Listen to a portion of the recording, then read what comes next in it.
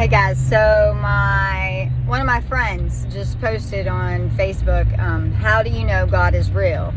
Like, they wanted to post to prove to other people of, different scenarios of how you know that God is real. Now, this is how I know that God is real. Now, I was a chronic relapser for several years.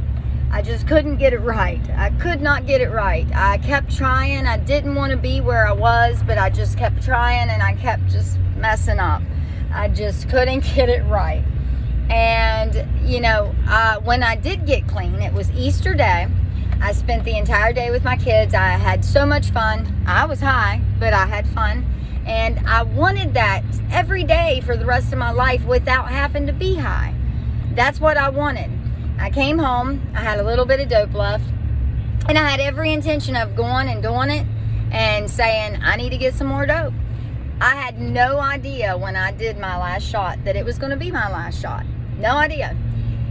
And that was one thing that kept me from quitting. I always said, I have to know this is my last shot I'm ever going to do. I have to know that, I have to start at the beginning of the day. Like, I'd make up different rules for getting sober. So anyways, I went in and I did my last shot. And when I come out of that bathroom, I know that God is real because I felt stronger than I had ever felt in my entire life. I knew that I was done. I was going to get sober and this was it. Now, I'm going to backtrack myself a little bit and tell y'all that a couple weeks prior to that, my son was there and I was, getting high, doing my shot, and he kept crawling up on me. And I used to cry so bad when I would tell this story. But I think I'm healing a little bit because I know now, this is how I know that God is real. Because every time I cry still, so I'm getting out. My daughter, I cry still, so I'm getting out.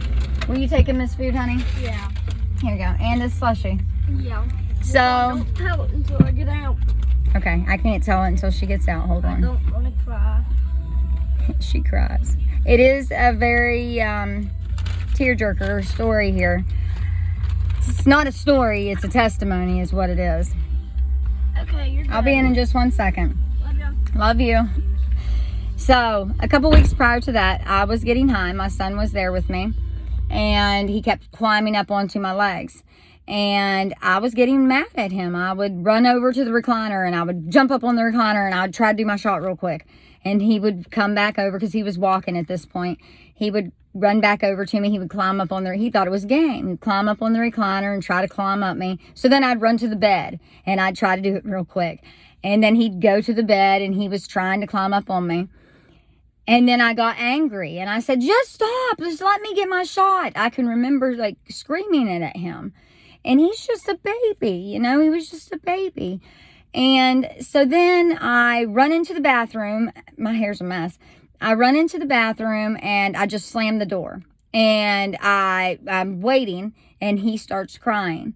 And I go ahead and I am getting everything ready. And he's crying his little eyes out. And I as an addict, I should have known when he stopped crying, hey, I need to check and make sure he's all right. He stopped crying. You never close a baby out. Regardless, I shouldn't have been doing what I was doing to begin with.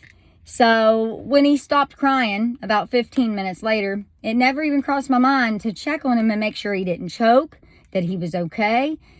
The only thing I could think was, thank God, now I could do my shot. So I did my shot. And when I opened the door, his little body just fell right towards my feet. Because when you open the bathroom door, it opens towards you, back towards you. So he had went up against the door as close as he could get to it, so he could be as close as he could to me. And now I am okay.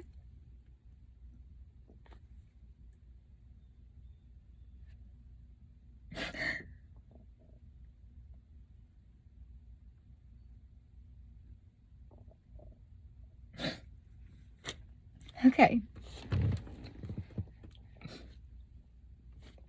I thought I could do it.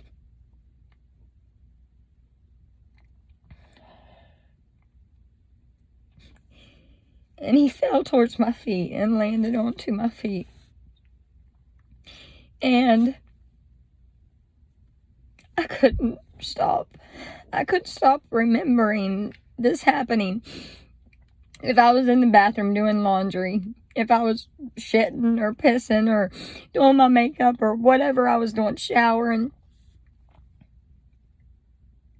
when I would open that door, even though he wasn't there at the time, I could envision it. Every time I opened that door, I could see his little body falling onto my feet. And it killed me. It killed me. I couldn't deal with the guilt of that happening anymore. So it was like 2 weeks. I still didn't get clean. Like, even after I cried that day whenever he fell onto my feet. I was very upset. I knew I was a bad mom. I knew I was a really bad mom. But I still didn't get clean. And it was about 2 weeks later. And then I had the really good day with the kids. And I was in the bathroom, and when I opened that door, I seen it again for the last time. I said, I'm done. I can't do this anymore. I saw his body fall onto my feet. He wasn't there. I could just see it because the guilt was eating me alive. And I saw his little body fall onto my feet again. And I said, you know what? I'm done. And I knew it felt like such a pure moment.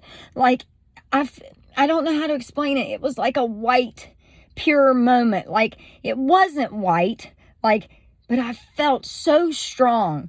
I knew when I said I'm done that I meant it. I knew when I said this is it.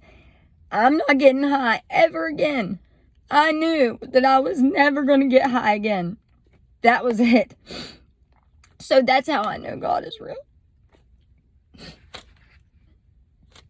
That's how I know that God is real.